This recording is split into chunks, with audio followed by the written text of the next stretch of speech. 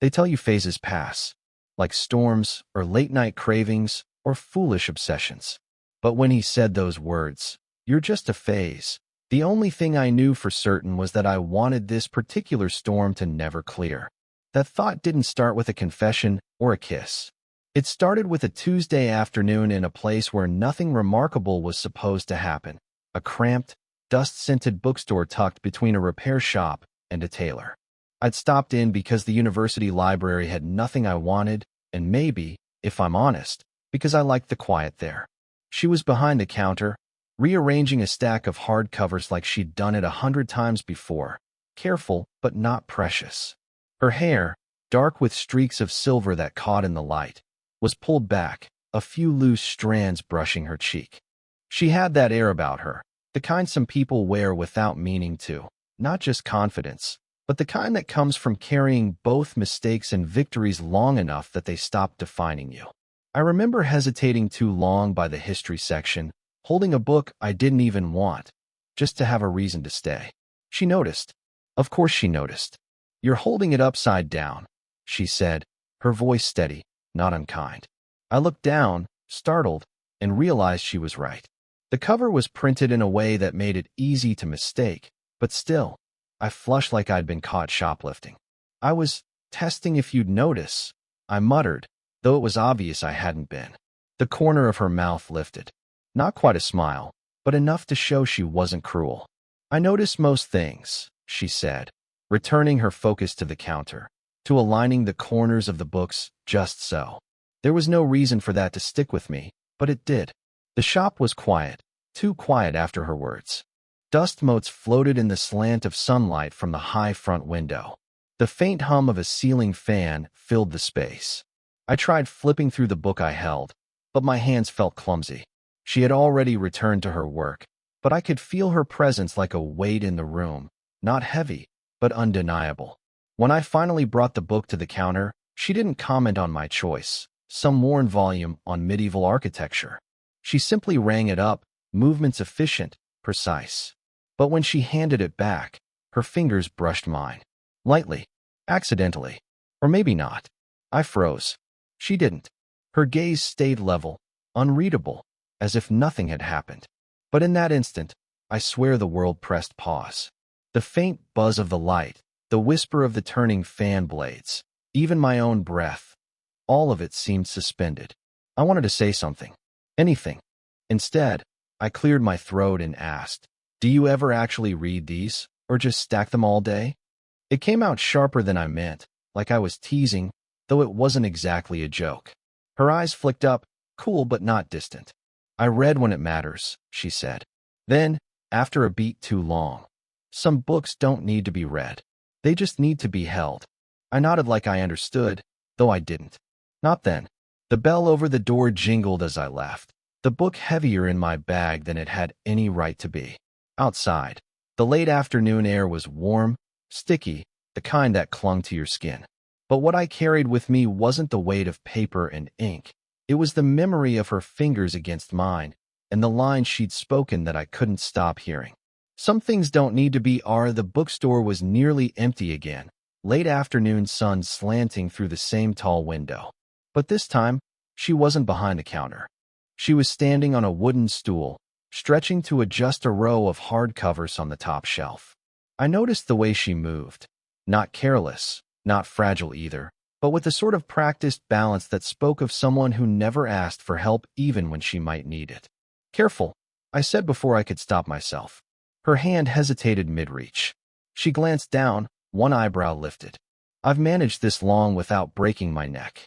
Doesn't mean you should keep tempting fate," I replied, stepping closer before she could dismiss me. I caught the stool just as it wobbled under her weight.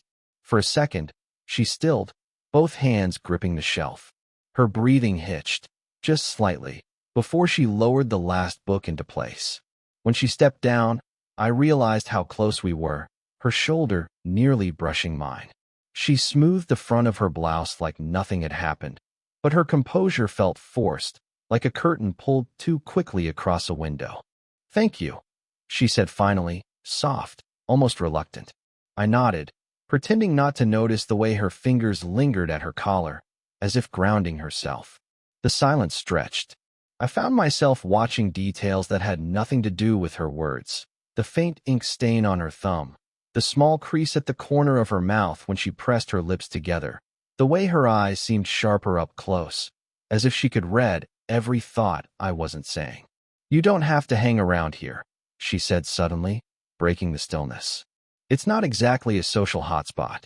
"I don't mind quiet," I answered. "Besides, someone's got to make sure you don't fall off furniture."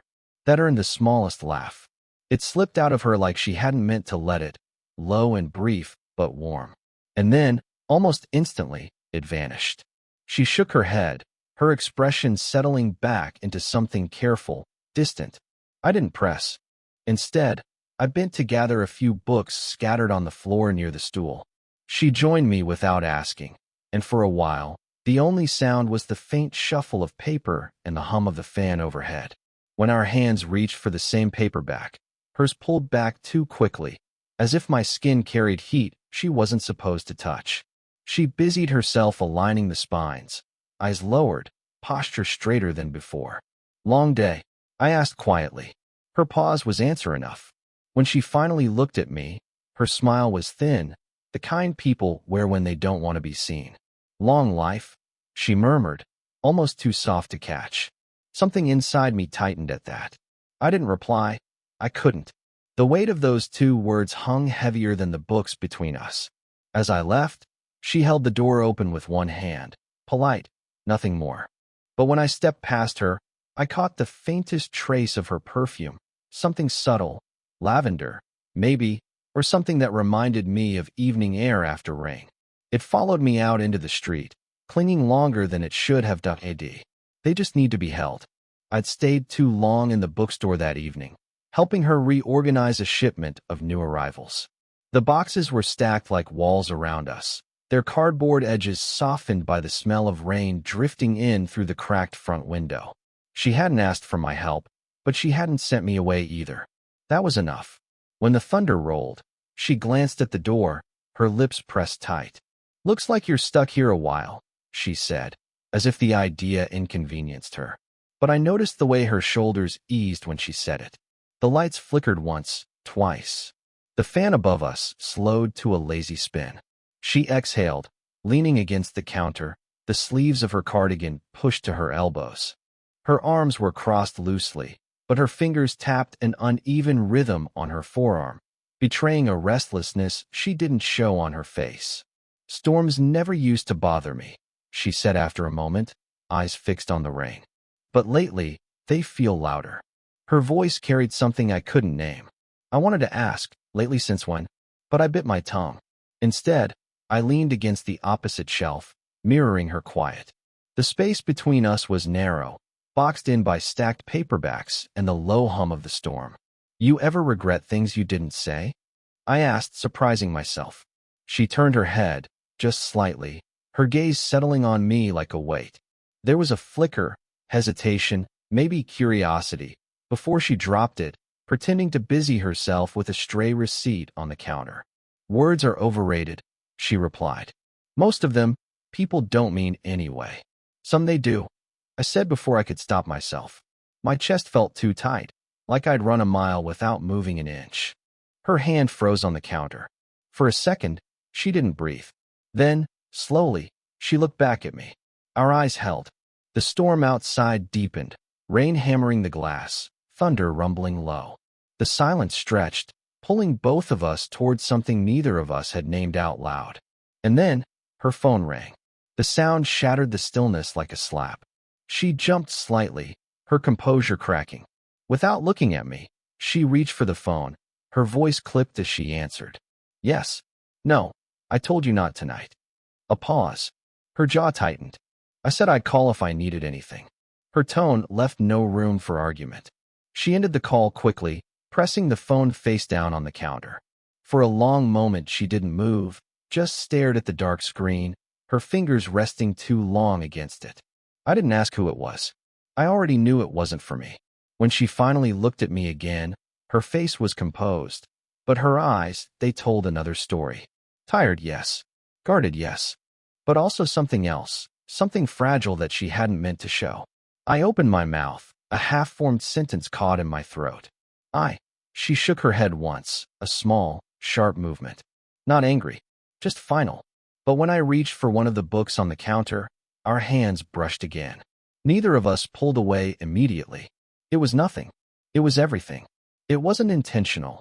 I told myself I was busy with assignments, with work shifts, with anything that would explain away the hollow tug in my chest. But the truth was simpler. I didn't know how to face her after the moment that almost wasn't. The words caught between us like smoke in my throat. When I finally returned, the bookstore was quieter than usual. No rain this time, just the heavy hush of late evening. She was behind the counter again, but not moving, not sorting. Just sitting, a mug of coffee untouched at her elbow. She looked up when I walked in. Not startled, not even surprised. Just there, watching me. I closed the door gently, the bell chiming too bright in the stillness. "You're late," she said, though I'd never promised to be anywhere. "Late for what?" I asked. Her eyes flicked away, down to the mug, then back again. "For whatever this is." The words landed like a weight between us. I moved closer, slowly, until I stood at the edge of the counter. "And what is this?" Her lips parted, then pressed shut. She leaned back slightly, her hands folded tight in her lap.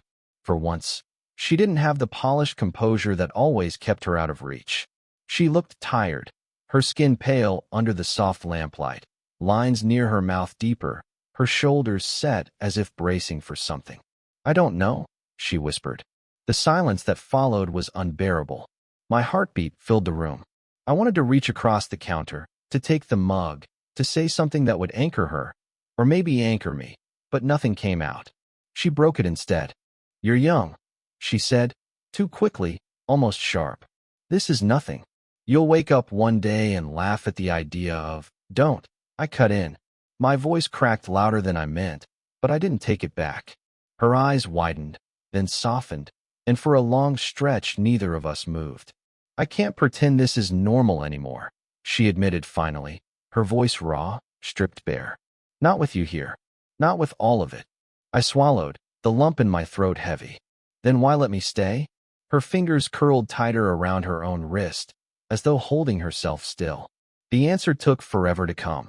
"Because you make me remember I'm still alive," she said, each word trembling into the air. And just like that, I had no breath left. It was late again, the bookstore emptied of everyone but us.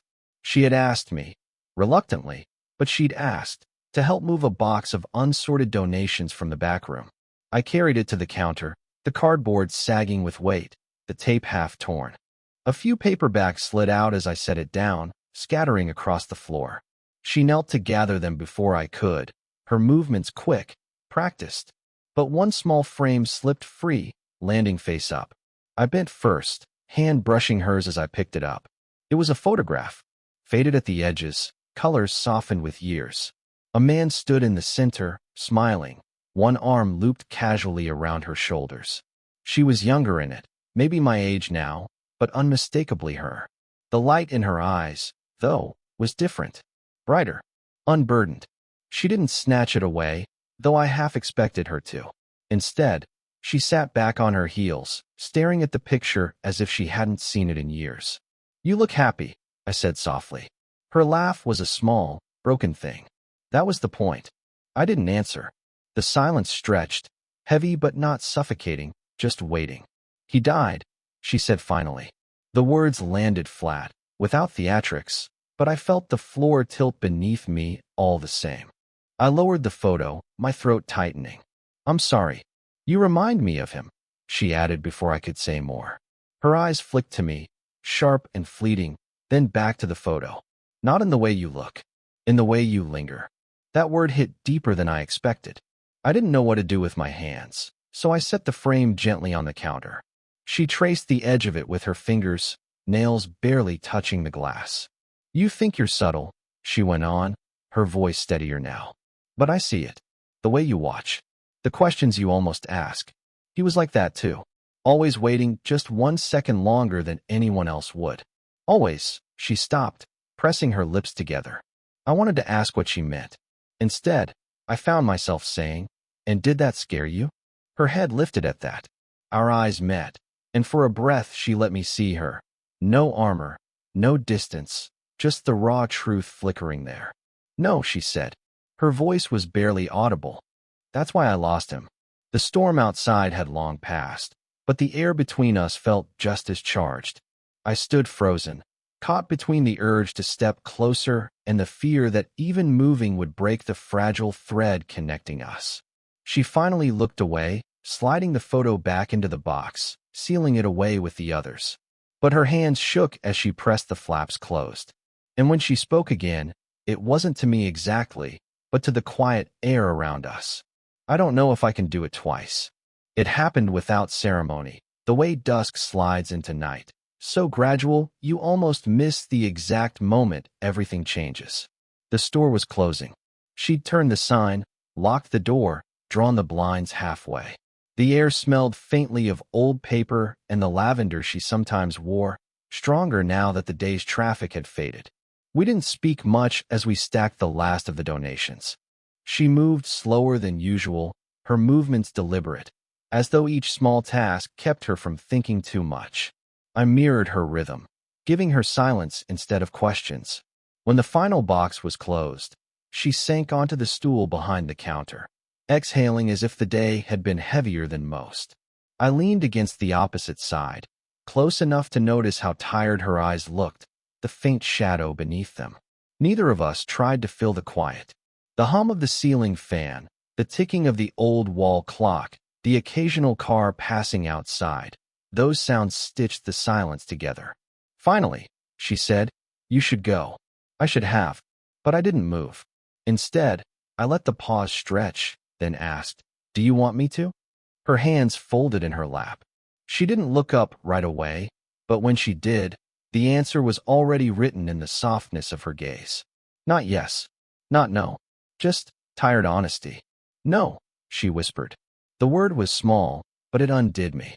I came around the counter, slow enough to give her space to stop me if she wanted. She didn't. When I reached her, I didn't touch her at first, just stood there, letting the quiet swell between us until it was almost unbearable.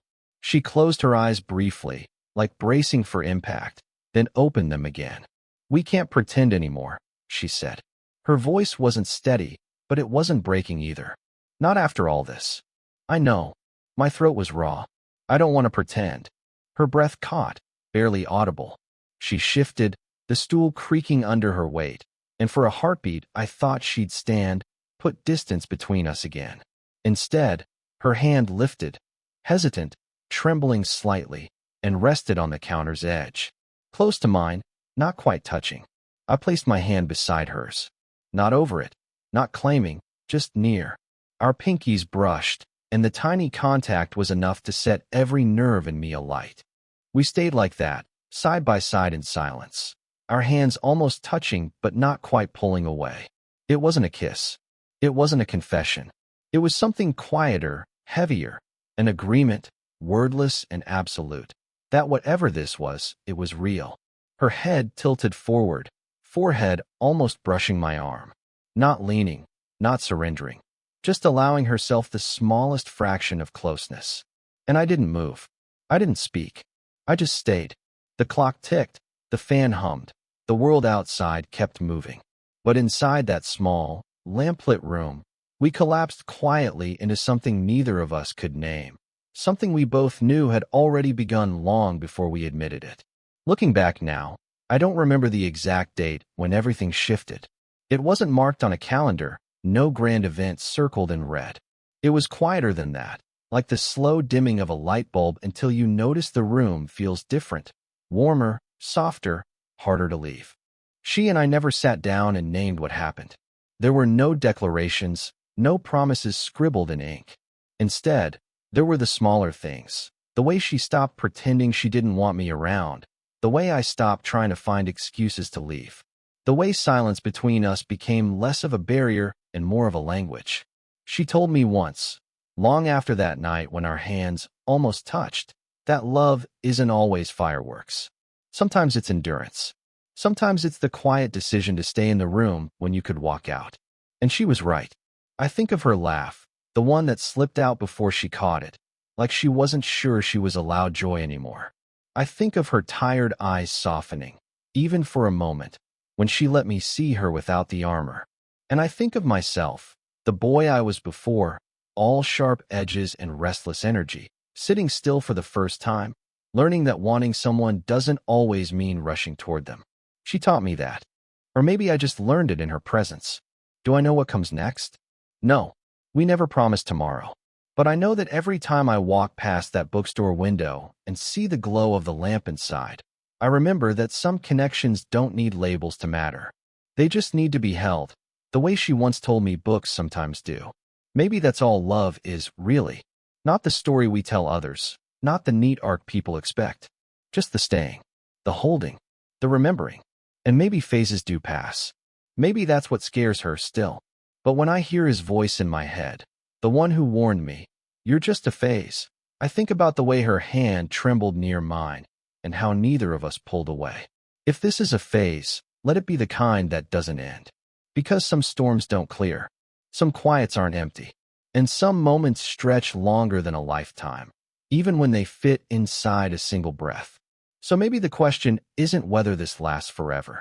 Maybe it's whether we let ourselves feel it fully while it does. And I can tell you, I did. I do. If you've stayed with me through this story, tell me, do you believe love can exist in the quiet spaces, without names, without promises? Or does it need to be declared to be real?